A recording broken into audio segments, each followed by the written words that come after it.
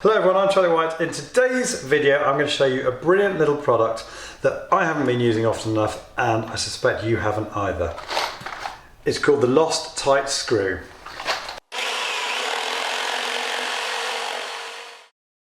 I'm rebuilding the door lining on my spare room at the moment and I'm trying to work out how to screw into place the door lining. And then I suddenly remembered I had these little screws. And I stopped what I was doing and thought I better video it because I want to show you these clever little screws in action. So this is the new piece of door lining that I am introducing into my doorway. I don't have a nail gun. I suspect a lot of you won't have a nail gun either. So the normal process for me to screw this lining into place would be for me to drill a pilot hole for the screw, followed by countersink, and then finally I could drive the screw into place, but then I'm left with a large hole that I've got to fill. What is so great about these little screws? Well, I'm going to show you right now. So, the screw head has a little T10 hex bit, which is this little bit here, and you get one of these bits supplied in the box. The size of the head itself is so small that it replaces the need to use nails, glues, or even panel pins. And it's got the added benefit that you can, if you need to, remove the screw without damaging the wood, which obviously you can't do with panel pins or pins that you're firing out of a nail gun. Now, the other really good thing about the screw, it's got a tri-lock system, which I'm guessing is referring to these three different screw threads here, 1, 2, 3. And the idea is these will not work loose over time.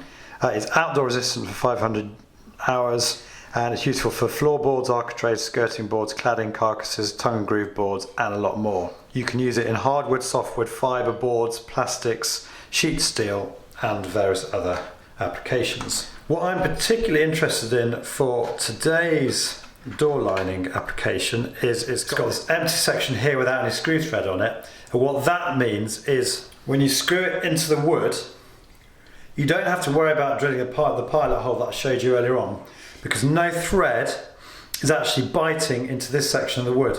Where you have a screw that has a thread all the way down, if you don't drill a pilot hole that's wider than the screw, you can get the piece of the wood you're trying to drill tight lifting up away from the other piece of wood that you're screwing into. But with this system, that isn't going to happen. Now, some of you might have seen my previous video where I used tongue-tite screws to screw down the tongue groove engineered oak floorboards in my bathroom. Now, I've had a few of you, particularly in the United States, asking me where to get these screws from, particularly given they seem to be very expensive for you guys. I've had some useful comments and discussions about this, and I'll include in the description at the end of this video details of equivalent screws that aren't from this Lost-Tite screw brand that you can get in the United States, and also descriptions of these screws for those of you in the UK and Europe who can get hold of these screws. So that's quite enough of me babbling on. Let's have a look at these screws in action.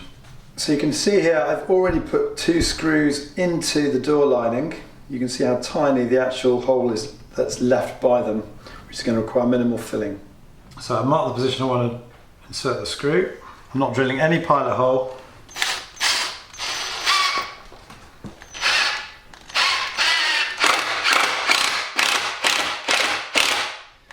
Look at that lovely tight little hole that didn't even need countersinking.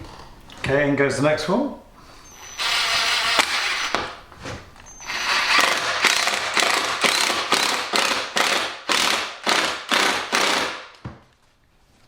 Now, for those last 2 screws, I've used my Ryobi impact driver. Yeah, you can tell it's an impact by that percussive noise you hear when it's driving the screw in. A lot of you might not have an impact driver, so I'm now going to use a much lighter, less high-powered drill driver that just has a tiny little 1.3 Ah battery on it. So here we go.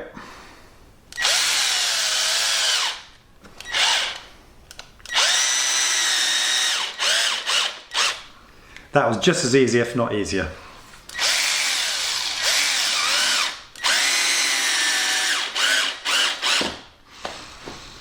You can just see the screw there in the hole. I put my finger behind it as I'm screwing it in.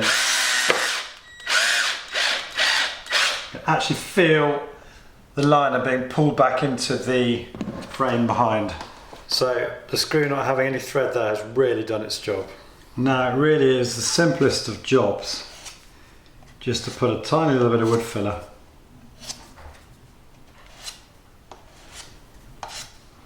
into the hole.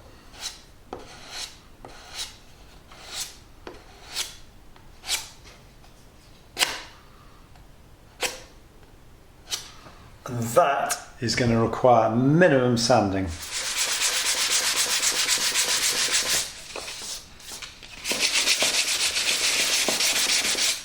So that's it, one of my shorter videos today, but I just wanted to show you a product that had I not, when I was installing my bathroom floor, been recommended these tongue-tite screws, which are from the same tite-fix range as the Lost-Tites, I would not have known that these screws existed. So I hope you found this useful, and let me know in the comments feed below what you think. For those of you who subscribe to my channel, I'll be showing you a few other little bits and bobs as I go about the process of finishing off my spare room in the weeks ahead, so look out for those. And if you're new to my channel, I'd love to have you subscribe.